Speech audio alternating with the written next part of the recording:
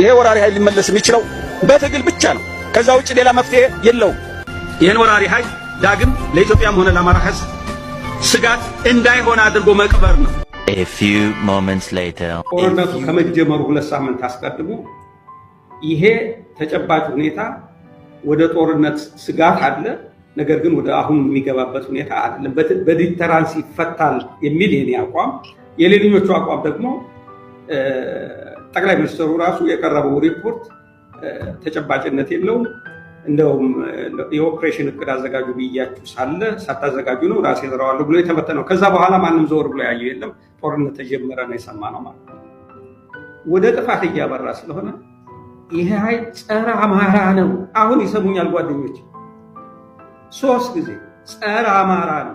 ለምክትል ጠቅላይ ሚኒስትር ወንበር ለቆ እኮ ነው ያስቀመጠ መለየውን አርጎ ገብቶ በ2 ሳምንት ጦርነቱን የጨረሰው። አማራ ነፃ ያወጣው ማን ነው?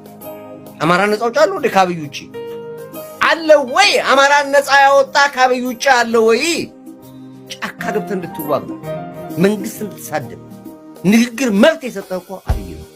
በየትኛው ዘመን ነው አማራ ነኝ ጎጃሜ ነኝ ብለህ የምታውቀው? እስኪ ንገረኝ። ነበር ዘመን ነበር ወይ? ጎጃሜ ነኝ ጎንደሬ ነኝ ቶ አማራ ነኝ ብለህ መናገር የምትችል ነበር ወይ? ለአማራ ነፃነት ከአብይ በላይ ታገኝ